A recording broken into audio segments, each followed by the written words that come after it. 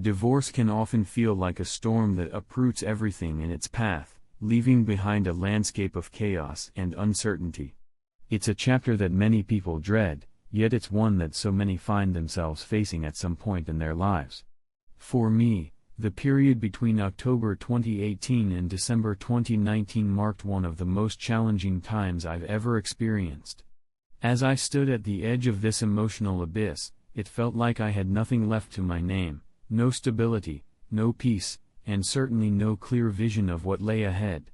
But as the clouds eventually parted, I discovered that even the darkest storms can give way to a beautiful sunrise. My story is one of resilience, growth, and the remarkable power of hope.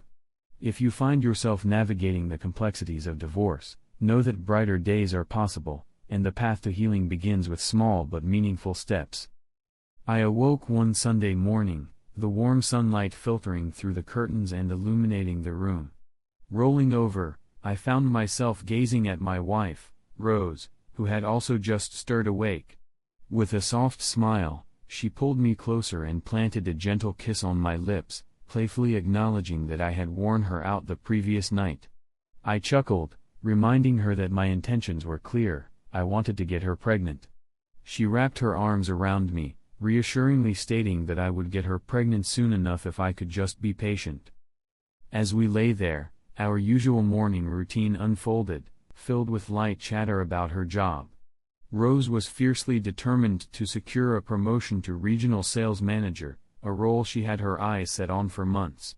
Our conversation danced around her aspirations and the challenges she faced, a familiar melody that both comforted and excited me.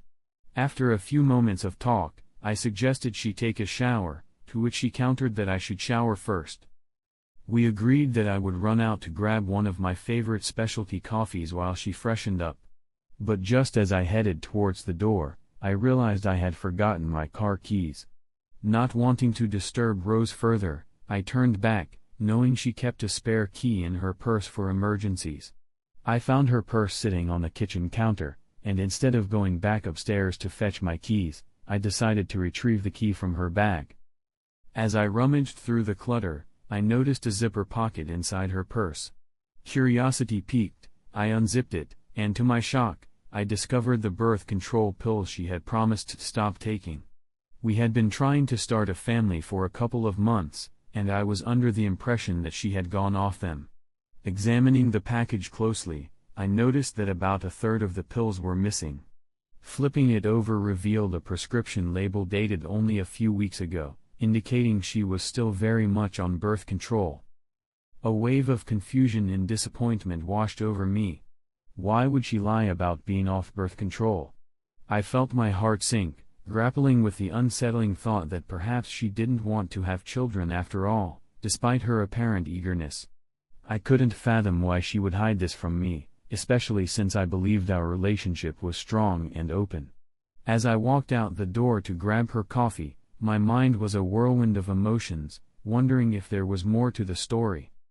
Around 4 p.m., Rose shook me from my reverie, her keen observation picking up on my distant demeanor.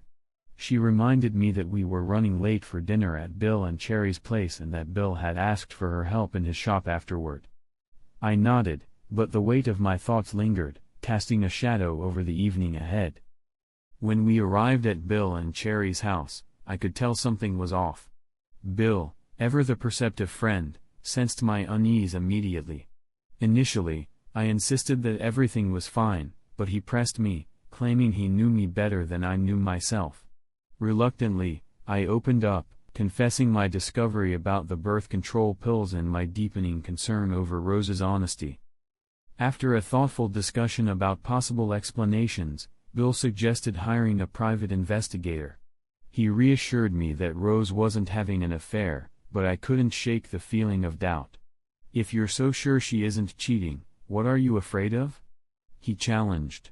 His words lingered in my mind, and the next day, I decided to take his advice and enlist the services of a private investigator, a professional I knew could help. The investigator, after hearing my concerns, reassured me that based on the initial information, there were no signs of infidelity. He would conduct checks during her work hours and after hours. I also mentioned my desire to look into her medical records, wanting to understand why she had lied about stopping birth control. Despite his periodic updates, nothing significant surfaced.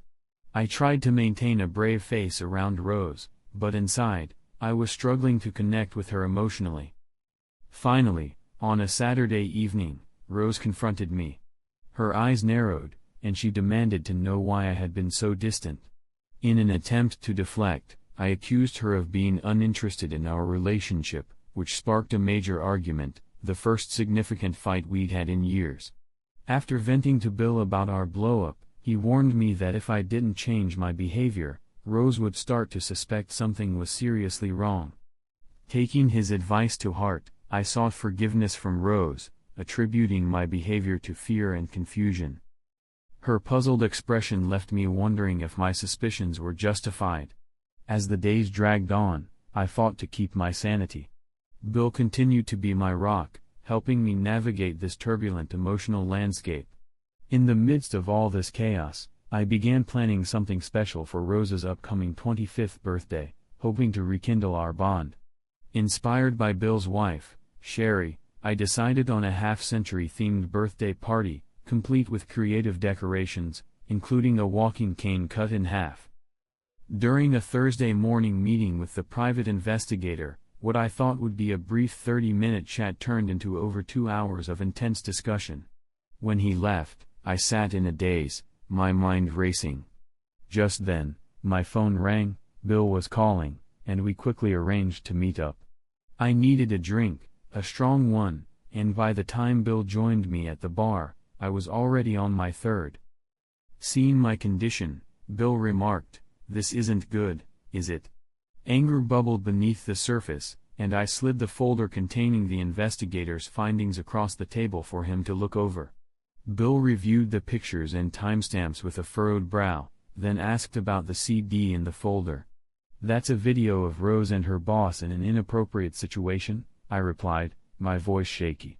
The investigator had advised me to watch it carefully, especially the dialogue. Realizing the weight of what we were discussing, Bill quickly called his wife, instructing her to take Rose out to the movies or the mall under the guise of planning the surprise party. Sherry was more than eager to help and promised to keep Rose entertained. Meanwhile, Bill and I prepared ourselves to watch the video, a sinking feeling settling in my stomach as I anticipated the revelations it might bring. The journey ahead was uncertain, but one thing was clear: I had to confront the truth, no matter how painful it might be. It brought tears to my eyes. Bill was right, I was genuinely surprised by Rose's motives for being with her boss. After all the months of discussing her ambitions, it was clear now that she was chasing the promotion she had long desired. As we sat in the dimly lit bar, the tension was palpable. After a few moments of silence, we both looked at each other, hesitant but acknowledging the gravity of the situation. I asked Bill if he wanted another drink, trying to fill the void with something other than words. Eventually, I confided in Bill, expressing how I felt about Rose's situation. If Rose had come to me and confessed that she was falling in love with her boss, or that she needed something more from our marriage, I think I could have handled it. Sure, it would hurt, and I'd be disappointed, but witnessing her with him just to secure a promotion cuts deeper than mere pain. I'm not just hurt, I'm furious. I emphasized that Rose would soon understand the full extent of my anger. Bill nodded in understanding, adding his perspective. Watching Rose with her boss must be like seeing her physically there but emotionally absent. She's made her choice by prioritizing her job over your marriage, and now she'll have to live with that decision. He handed me my drink, his expression grave. "The girls will be home soon. Do you know what you're going to do?" I looked up at Bill, determination in my eyes. "I believe I do. Next Monday is Rose's birthday, and I'm planning a surprise party for her, one she'll never forget." Knowing I had to act quickly, I leaned in closer to Bill and requested his help. I also suggested involving Sherry, Rose's close friend, if he was okay with that. Bill agreed, assuring me that Sherry would never do anything to hurt Rose. He mentioned that Sherry knew everyone to invite, which would help execute my plan perfectly. Feigning more intoxication than I truly felt, I successfully avoided Rose when the girls returned home that evening.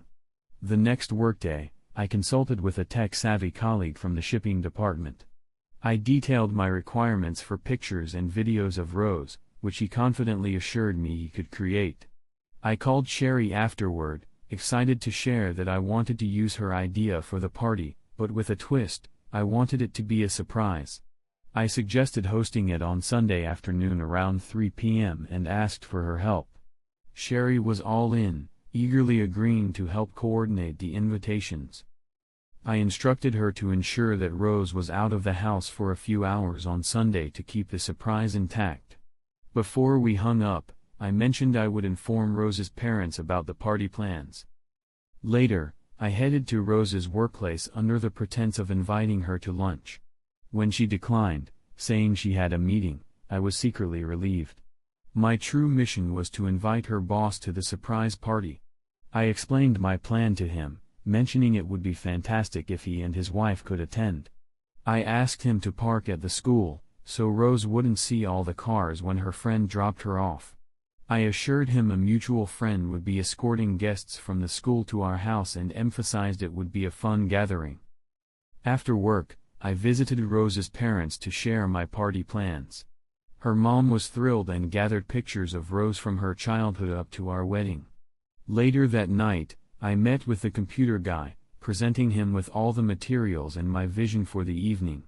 He listened intently, suggesting an approach that would have a more significant emotional impact on everyone. I loved his idea and agreed, entrusting him to have everything ready by Saturday. On Wednesday, I took the next big step and visited a lawyer to initiate divorce proceedings, citing infidelity as the reason. The attorney even suggested pursuing legal action against Rose's boss and the company, expressing confidence in my chances of winning compensation from her employer. By Friday evening, I found myself sitting across the table from Bill, feeling more defeated than ever. "Just when you think things can't get worse, they find a way," I said, shaking my head. Bill raised an eyebrow, prompting me to elaborate. When I visited the attorney on Wednesday, I ended up spending more time there than I anticipated. When I left, my head was spinning with thoughts about my marriage, and I completely forgot to send out a bid for a job. The company ended up losing that opportunity, and as a result, I was suspended for 30 days without pay. If it weren't for my boss, who knows the mess I'm in, I would have been fired by now. "Your boss wants you to step back from Rose in this situation, right?" Bill asked. "Exactly," I replied. "He even offered me his timeshare in Mexico, telling me that if I wanted to keep my job, I need to be there by Wednesday." "Are you going?" Bill inquired, looking concerned. "Absolutely," I said. "I can't afford to lose this job.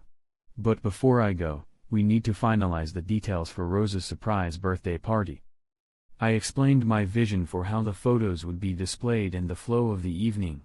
I made it clear to Bill that once the picture presentation began, he had to ensure Rose's boss didn't slip away. I wanted him to witness every moment.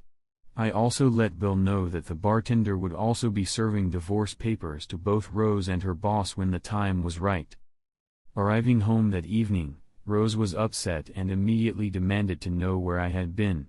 "I was with Bill," I replied, trying to keep my tone neutral. She dismissed my explanation, claiming it was no big deal, but I could see the tension in her eyes. "No, it is a big deal," she argued, her voice rising. "You were supposed to be here." And just like that, the stage was set for the dramatic showdown at Rose's surprise birthday party.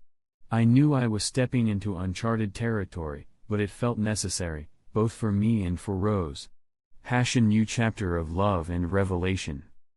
Returning home early that evening, I was bubbling with excitement, eager to share great news. However, when I walked through the door, Rose was there, and her demeanor quickly shifted.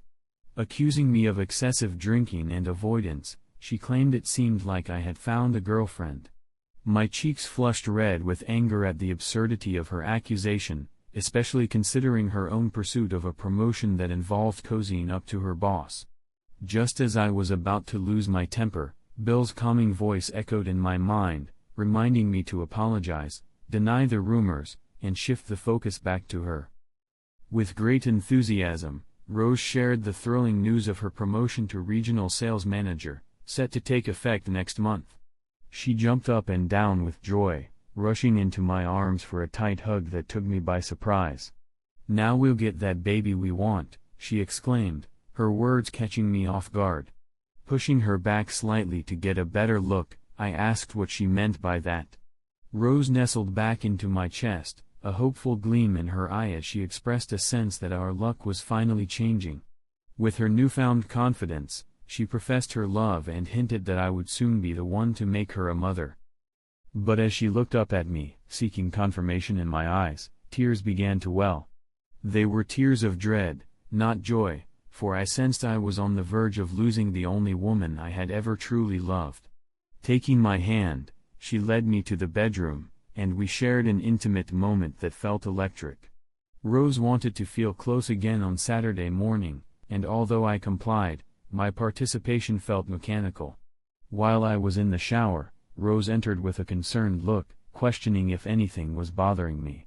Surprised that she hadn't been able to outlast me in bed, she asked what was going on. Encouraging her to consider the possibility of an underlying issue, I pointed out my recent behaviors, particularly my increased drinking. I confessed I felt responsible for our struggles to conceive, suggesting that there might be a problem with my body. After all, she had been off the pill for several months now. Rose held me close but didn't directly address my concerns. Instead, she offered a pep talk, urging me to relax and assuring me that with her promotion, she'd be more at ease. She seemed certain I would soon get her pregnant. Saturday night rolled around, and our intimacy returned, but this time it felt different. I poured everything I had into that moment because I knew it might be our last. However, she could tell my heart wasn't fully in it. Sunday morning arrived, and instead of the anxiety I expected, I felt oddly calm. While Rose was in the shower, I reached out to Sherry, asking if she had a plan to get Rose out of the house for the surprise birthday party we had organized. Sherry was enthusiastic and praised me for throwing a party Rose would always remember, a thought that made me chuckle internally. She would remember this day for a long time. When Rose finally made her way down the stairs, I casually inquired about her plans for the day. She asked why I wanted to know, and I explained that Bill had called, needing my assistance with Sherry's honey-do list. "Great," she replied, adding that Sherry had planned breakfast for the four of us before helping her choose bedroom drapes at 3:10. As we entered our home, the atmosphere was electric with excitement. Everyone shouted, "Surprise!"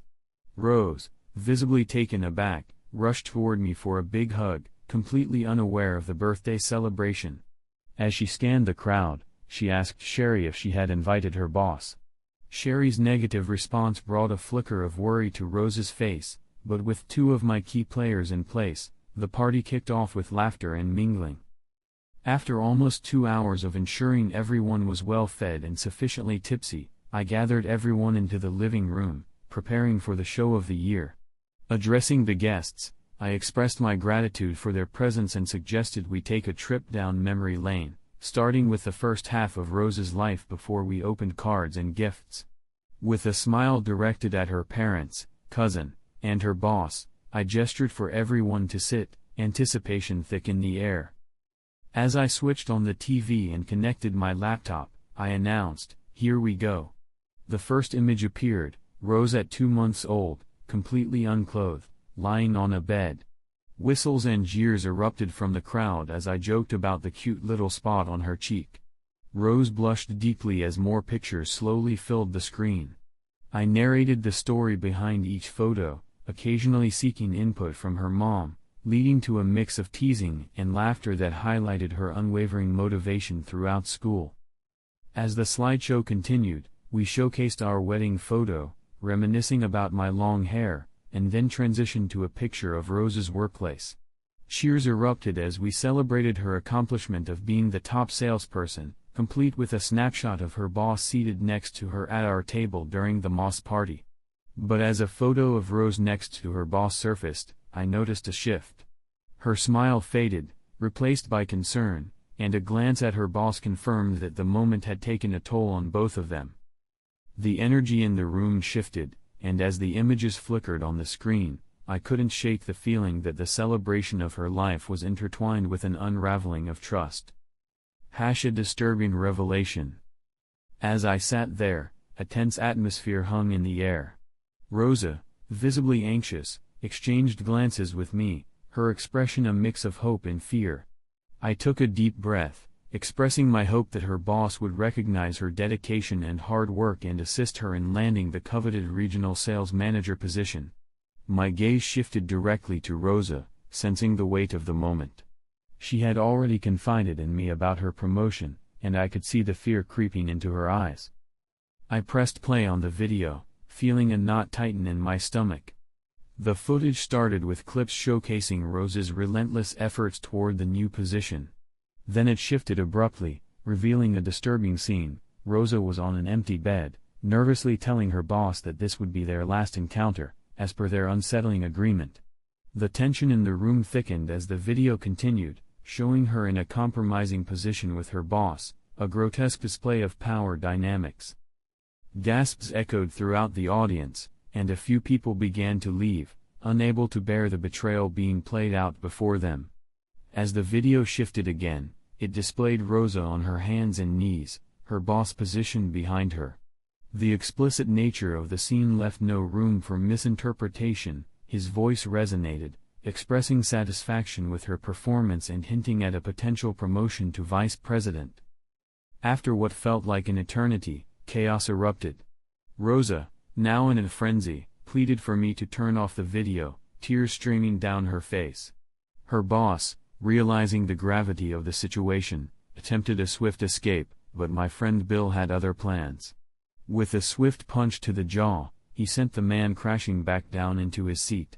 The room was filled with a cacophony of shock and outrage. Before the boss could make another move, Bill shouted his name, and when the man foolishly turned to respond, legal papers landed in his lap. The situation escalated when Sherry tried to console Rosa, but in the midst of this, the boss's wife stormed in, grabbing Sherry by the hair and shoving her onto the couch. As Sherry fell, she inadvertently pulled Rosa down with her, turning her to face the furious wife. In a fit of rage, the boss's wife landed a solid punch on Rosa's cheekbone, sending her staggering backward, collapsing to the ground. The room was in complete disarray, with Sherry yelling and trying to stand up to the boss's wife. Bill rushed to catch Sherry, ensuring she didn't hit the floor hard. I hurried over, but my focus remained on Rosa, who was now on her hands and knees, trying to gather herself. As I reached out to help her, I turned just in time to see the boss's wife stepping forward, a malicious glint in her eye. Before I could react, she delivered a brutal kick to Rosa's groin. The impact was horrifying. It sent Rosa's body flying back, and she landed harshly on the ottoman before crumpling to the floor. Rosa screamed, a heart-wrenching sound that echoed through the room, her body curling into a protective ball on the carpet. I rushed to her side, panic surging through me as I noticed blood seeping through her cotton pants. "Call an ambulance," I shouted, my voice barely breaking through the chaos. Sherry knelt beside Rosa, urging me to step back, but I couldn't. I needed to be there for her. I reassured her that I hadn't wanted any of this to happen, but I could see that the pain was overwhelming. Her cries were unlike anything I had ever heard, raw and filled with anguish.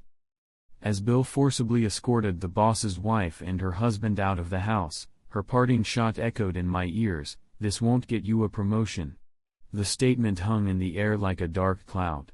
Sherry continued to comfort Rosa as I called for help, my heart racing.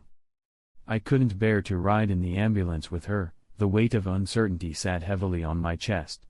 Bill and Sherry stayed in the waiting room with me, anxiety gnawing at us. When the emergency doctor finally came to speak with us, his grave expression confirmed my worst fears. He explained that Rosa was going into surgery as soon as a specialist arrived. I recounted the events, the horrifying details spilling from my lips as he listened intently. After a series of questions, He asked if I wanted to see her before the procedure. I declined, feeling that I wouldn't be able to handle the sight of her in pain. Hours crawled by, and finally, the surgeon approached me, his demeanor serious.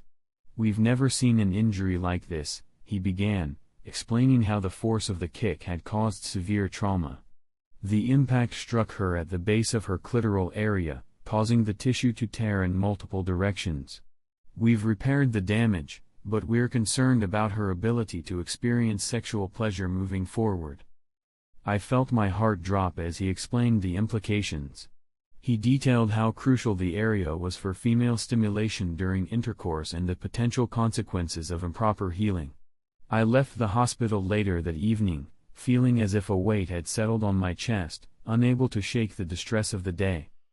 The next morning, as I sat at home, my phone rang. It was Sherry, asking when I planned to visit Rosa. "Maybe tomorrow," I said uncertainly, feeling the pressure of the situation weighing heavily on me. I decided to turn off my phone, needing some space. The following day, I entered Rosa's room just after lunch, ready to face the consequences of the turmoil that had unfolded. Sherry gave me a disapproving look as I approached the side of Rosa's bed, a silent acknowledgement of the chaos that had enveloped our lives. Title: A Collision of Emotions. Rose let out a scream that pierced the air, a sound so raw and anguished that it echoed in my ears long after the moment had passed. She had just been kicked, and in a chaotic flurry, she landed on top of the ottoman before tumbling onto her side. Her cries were relentless, starting from the moment of the impact and continuing until she finally came to rest on the plush carpet below. Curled up in a fetal position, her knees drawn tightly to her chest, her hands clutched between her legs as she wept harder than I had ever witnessed anyone cry. Bill, a man of authority and a friend, swiftly grabbed the boss's wife by the back of her neck, unceremoniously pulling her from the house. "You both need to leave," he barked, urgency lacing his tone. As he forced her out, she shouted back, venom dripping from her words, insisting that this incident would never lead to her promotion. The scene was chaotic, emotions running high, and my heart ached for Rose. Sherry rushed over, dropping to her knees beside Rose, her expression a mixture of concern and determination. "Step back," she shouted at me, her voice sharp with authority. Ignoring her command, I knelt down beside Rose, desperately trying to reassure her that I had never intended for any harm to come to her. But the pain etched across her face told me she was too far gone to hear my words. It was then that I noticed blood seeping into her cotton pants, a sight that made my stomach churn. I grabbed Sherry's arm, pointing frantically at the darkening stain. Her eyes widened as she quickly instructed me to call for an ambulance. I didn't ride with Rose, instead, I took my car, my mind racing with confusion and fear. This assault had spiraled out of control in ways I had never anticipated, and the last thing I wanted was for Rose to be hurt. Hours later, I found myself in the hospital waiting room alongside Bill and Sherry. The emergency doctor eventually approached us, his demeanor serious. "Rose is going in for surgery as soon as the specialist arrives," he informed me. He asked about the events leading to her injury, and I recounted the incident, explaining that she had been kicked in the groin by another woman. A few more questions followed, and then he asked if I wanted to see her. I hesitated and declined, not knowing how to face her. After a few hours, the surgeon emerged, and I braced myself for the news. "We've never seen an injury quite like this," he began, a grim look on his face. He explained how the impact had struck her at the base of her clitoral area, causing the tissue to rupture in 3 different directions due to the force. "We've repaired everything," he assured me, but then added, "We're concerned about her clitoral area. If it doesn't heal properly, it could affect her ability to experience sexual pleasure." I listened, my heart sinking. The doctor elaborated on the clitoral area's role in sexual stimulation and orgasm, emphasizing that if it didn't heal, it could create difficulties for her in the future. I nodded, trying to process the weight of his words. He told me that Rose would be in recovery for a couple of hours and that I could see her afterward. Leaving the hospital, Bill and Sherry stopped for a meal, but I found it hard to focus on anything but the impending doom of my reality. I felt like I was teetering on the edge of chaos. The following morning, Sherry called me, asking when I would visit Rose. "Maybe tomorrow," I replied uncertainly, but she pressed me for a more definitive answer. Frustrated, I hung up and turned off my phone. By Tuesday, I finally walked into Rose's hospital room just after lunch. Sherry shot me a disapproving look as I approached Rose's bedside. I didn't give her a chance to speak. I needed to unburden myself. "I wanted to humiliate you," I began, the words tumbling out. "I wanted everyone to know that you caused the end of our marriage, not me. You lied about being off birth control and cheated on me. But I never wanted this." My voice softened as I stressed that despite my anger, I had never wished for her to be hurt. Tears streamed down Rose's face, and I felt an unbearable heaviness in my chest. I turned to leave, but she reached out, grabbing my hand with a desperate plea, begging me not to go. "I trust you," she insisted, her voice thick with emotion. "Please stay." I shook my head, my heart breaking at her words. "I can't," I replied. "My mind is a mess because of what you did. I made a huge mistake at work because of this turmoil, and I'm facing possible termination. My boss knows about our problems and stepped in to help me keep my job, but I need to get away for a while. I'm going to be gone for a month," I explained, "because I need to sort out my thoughts." I mentioned how my boss had offered me a timeshare in Mexico, allowing me to cash out on unused vacation time. Sherry interjected, insisting that I couldn't leave Rose, that she needed me. I looked at her, frustration boiling over. "I have to leave," I stated firmly. "I can't risk losing my job." I gestured towards Rose. She taught me to prioritize my career over our marriage. Rose's face fell, and before I could say anything else, I added, "And about your boss. I'm far from done with him. I promise you, he will pay for this. I believe he'll turn on you to save himself." I motioned toward the kitchen table.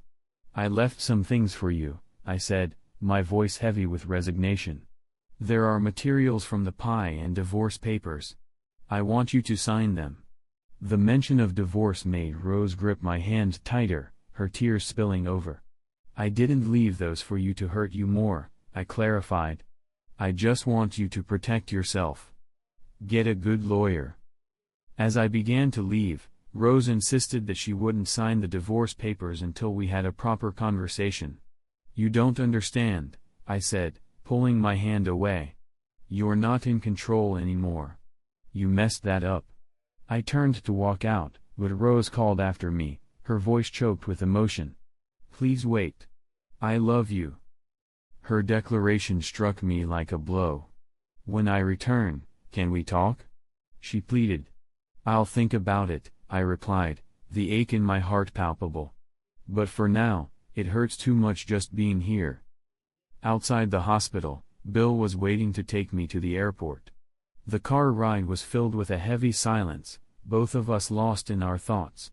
Bill, already aware of the turmoil surrounding the events and my plans regarding Rose's boss, agreed to keep me updated on any developments.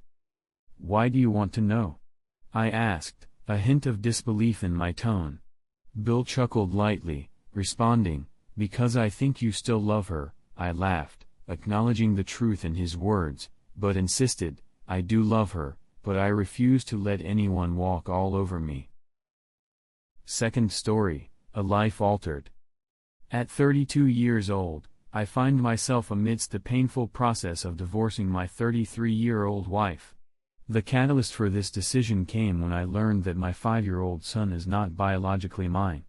A couple of weeks ago, during a family gathering, my wife's sister casually revealed that my wife had been unfaithful 6 years prior.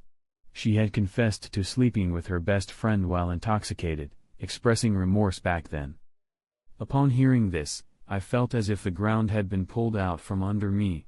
I promptly took a paternity test, fearing the worst. A week later, the results confirmed my worst fears: my son was not my biological child. Strangely, I began to view him differently, more like an acquaintance than my child. Armed with this heartbreaking evidence, I confronted my wife one night while our son slept.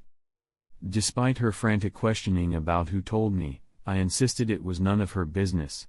I could tell she was beginning to piece it together, likely realizing her sister's slip had cost her everything. Initiating the divorce was devastating for her. She swore that nothing had happened since then, pleading with me to reconsider her faithfulness.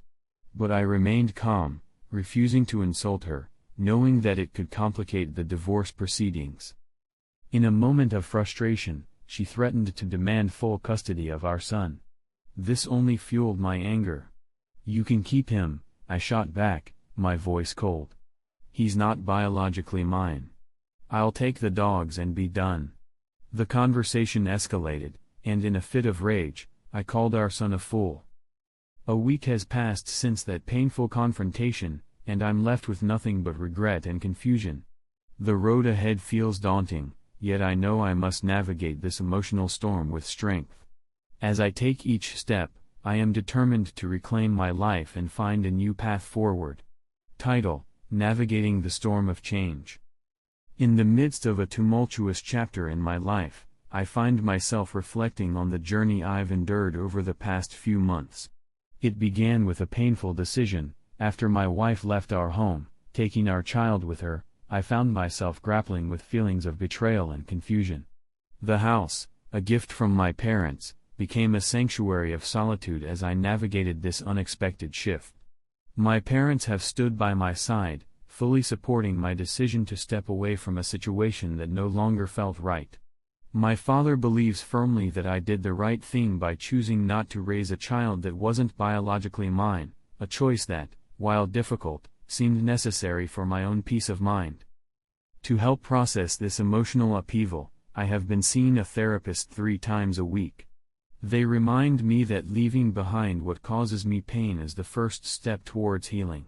However, the emotional turmoil lingers, and writing has been suggested as a form of distraction by my younger brother. This creative outlet has become my refuge, allowing me to express the weight of my feelings.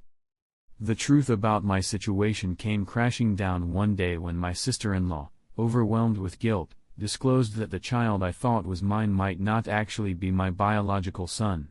This revelation came during a vulnerable moment while visiting her, where her emotions spilled over, revealing her struggles with guilt as she witnessed my bond with the child. It was a moment that shook the very foundations of my understanding, filling me with an intense conflict of emotions, pain, resentment, and even a sense of anger towards my wife. Despite these conflicting feelings, I am committed to moving forward. I hope for a smooth divorce process, especially since we have maintained separate finances and properties throughout our marriage. My lawyer reassures me that should she seek child support, the paternity test results, which confirm the child is not mine, will protect me legally. My therapist has advised me to cut off all contact with both my wife and the child, emphasizing the importance of prioritizing my well-being as I navigate this painful transition. Accepting that the child is no longer my responsibility is crucial for my emotional recovery. Not much has changed since my last update, but I want to share a recent incident. About 3 days after my last post, my ex-wife showed up at my door, asking to come inside. I met her at the threshold and firmly stated that she would not be stepping into my home while I was there. If she had something to say, it would have to be done at the door. She pleaded with me to reconsider, acknowledging that her decision to cut off all contact was my prerogative. She expressed a genuine fear that raising our son alone would jeopardize her dreams of becoming a notary and working in public records, a goal she has worked hard for. As I listened to her, I tried to remain calm, explaining that my therapist had advised me against any form of contact. I wanted to avoid losing my composure. My feelings for the child were complex. I did not want to take out my anger on an innocent, especially one whose existence stemmed from my wife's choices. I voiced my frustrations but kept my tone controlled, reminding her that the child deserved better, and it was her responsibility to provide that. After that conversation, I could see she was struggling to hold back tears, considering we were outside, and she seemed conscious of the opinions of passers-by. The last thing she asked was if she could at least see the dogs. I declined, believing it was better for them to adapt to her absence without further emotional upheaval. Seeing her after so long would only excite them and lead to confusion. 2 days later, I received a call from her as she had just gotten the divorce papers. I mistakenly answered the call, and it quickly escalated into a 30-minute shouting match. I directed her to contact my civil lawyer for any inquiries and subsequently blocked her number. Since then, she hasn't attempted to contact me again. That same day, I reached out to a friend from my master's program and suggested we go out. She agreed, and we've been spending time together since then. I finally proposed that we become an exclusive couple, and to my delight, she accepted. She has stayed over at my house several times, quickly bonding with my dogs. This connection is essential to me. I couldn't imagine starting something new with someone who didn't accept my pets. We're taking things slowly, and she understands the emotional drama I'm dealing with regarding my ex and the child. Respecting my decision, she asked if I would ever have contact with the child again. I told her that maybe when he's older and can understand my choices, but I don't expect it to play a significant role in my life moving forward. She nodded, pleased that I'm prioritizing my well-being in this process. In the grand scheme of things, perhaps the journey has taken longer than I anticipated, but it's essential to summarize what has happened in these past days. I am now officially divorced. In my country, we have a streamlined divorce process known as a quick divorce, which applies when there are no shared assets, joint finances, or children involved. This process can take place at the municipal level, skipping the judicial proceedings that typically complicate matters. The sole complication in my situation was our shared son. A paternity test confirmed that he is not mine, allowing my name to be removed from his birth certificate, leaving him with both of his mother's last names. Describing the divorce process as challenging would be an understatement. My ex attempted several times to use our child's emotional state as leverage to draw me back in, but recalling everything that had transpired helped me remain focused on my own healing. I am grateful for the support of my current partner, who has stood by me throughout this tumultuous journey. While I understand that this situation isn't my fault, hearing that from her has also played a role in my recovery. After numerous discussions with our respective lawyers, I proposed covering half of the expenses for my ex-wife's son while she got her life back on track. Fortunately, she agreed to cover the remaining expenses on her own. I made it clear that I would not be taking care of her son, and she accepted my decision. The transition to single motherhood has been a significant shock for her. Out of curiosity, I asked if she had spoken with the child's biological father.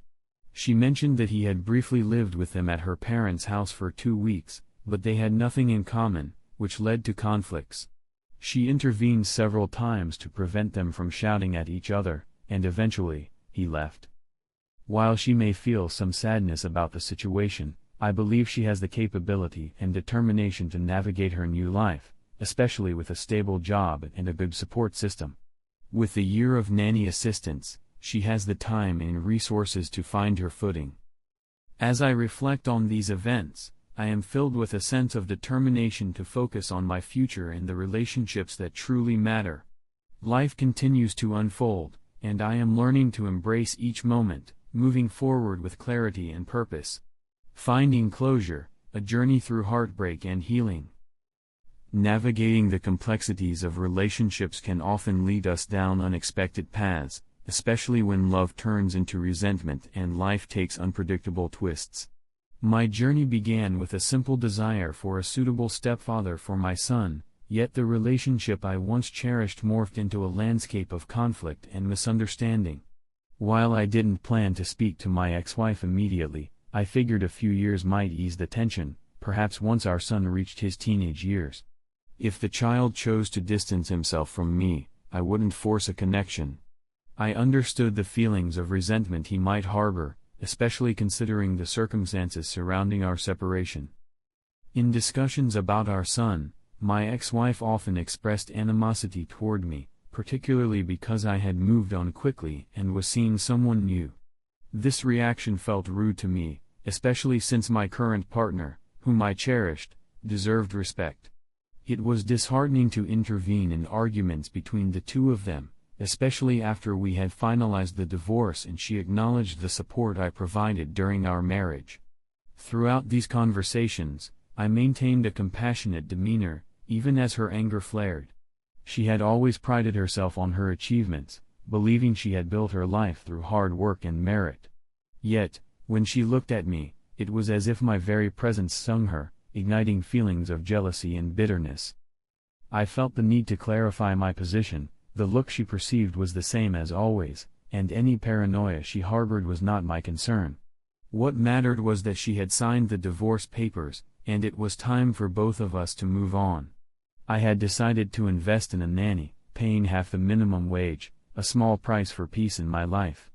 Despite the negative feelings that lingered, I accepted the situation and pushed forward. Yes, I still felt resentment toward her, but it was manageable, and I had no desire to wish her ill.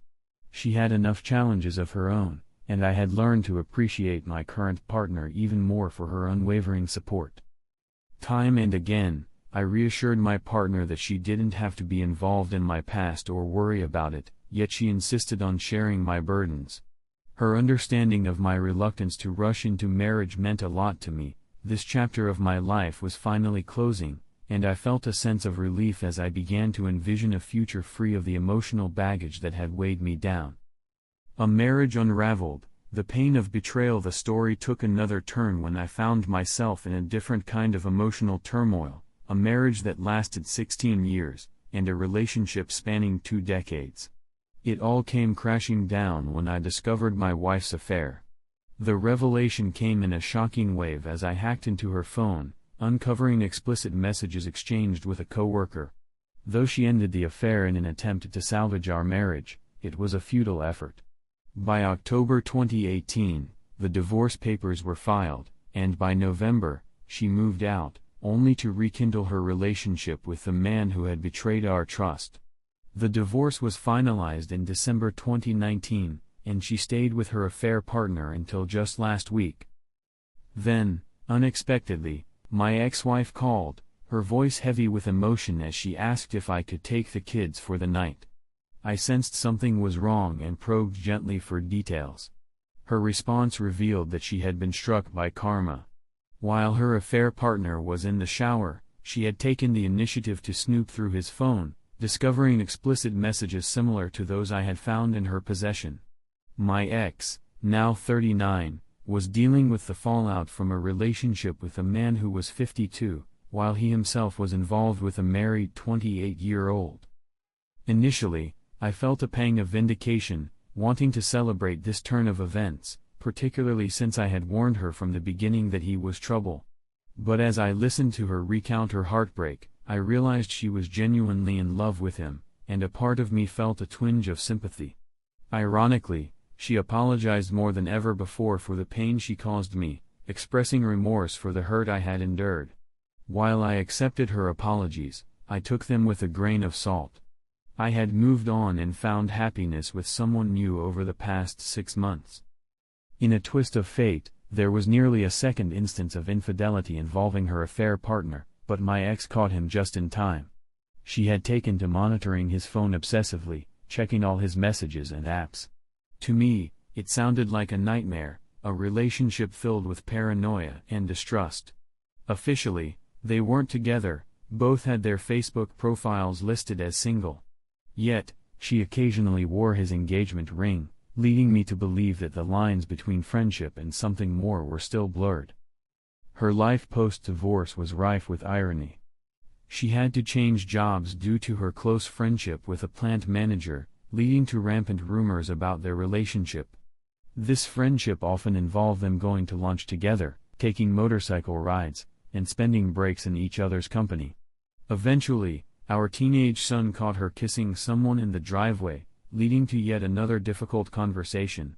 He reached out to me, unsure of who the person was, and I advised him to ask his mother. She played coy, leaving him confused, particularly since her affair partner had been over just the day before. Amid all this drama, a new guy entered her life, though she was tight-lipped about how they met. They went on a couple of dates, but she didn't seem interested, despite the fact that they were familiar from a previous job. As we discussed plans for retirement, I shared my intention to semi-retire in 6 years, once I had completed my child support obligations. I had my sights set on relocating to a warmer climate. In a surprising twist, she launched into a sob story about how she had raised our children while I built my business, expressing her fear of working until she could no longer continue. But this narrative was far from the truth. I had put in as much, if not more, effort into our family as she had. In fact, there were years when I contributed even more while she spent her nights out partying with friends. When I pointed this out, I could see the look of realization on her face. She had taken me for granted, assuming I would always be there to support her. The truth hit her hard: she was no longer my retirement plan, and her financial future was uncertain. With just $14,000 in her 401k and her early 40s rapidly approaching, she had a tough road ahead, especially since her affair partner had little in savings or retirement himself. A path forward through these intertwined stories of heartbreak, betrayal, and resilience. I've come to understand that life is about moving forward, not dwelling on the past. Each chapter brings new lessons and opportunities for growth. As I navigate this complicated journey, I focus on building a brighter future, not just for myself, but for my children and my current partner, who stands by me through thick and thin. We all deserve happiness and peace, and I'm committed to finding that, one step at a time. Life has a peculiar way of teaching us lessons, often through the toughest experiences. I remember a time when everything felt utterly bleak, when my world was shattered between October 2018 and December 2019, the period leading up to the finalization of my divorce. At that moment, I felt like I was stuck in a dark tunnel with no light at the end. I didn't have a pot to piss in or even a window to throw it out of. It was as if karma had come knocking at my door, reminding me of the unpredictability of life and the consequences of our actions. As I reflect on those tumultuous months, I realize how far I've come. Fast forward to now, and I can confidently say I'm happier than I've ever been. The darkness that once enveloped me has faded, replaced by a bright horizon filled with new opportunities and a renewed sense of self. I'm even looking forward to an early retirement, envisioning endless days spent enjoying the sun, sand, and surf at the beach. More importantly, my relationship with my children has never been stronger. We've forged deeper connections that I cherish immensely. For anyone navigating the stormy seas of divorce or standing at the brink of such a significant change, let my journey serve as a beacon of hope. When life feels overwhelmingly dark and terrible, it's crucial to remember the importance of integrity. Choose to be a good person. Avoid deceit and malicious behavior, especially when it comes to involving your children in disputes. They are innocent bystanders in this chaos, and their well-being should always be a priority. As you move forward, keep your head held high. Every step away from the darkness is a step towards a brighter future. It may seem daunting at times, but the more distance you put between yourself and the negativity, the better your life will become. So, stay strong, my friends. Embrace the journey ahead with resilience and optimism. You've got this, and brighter days are on the horizon.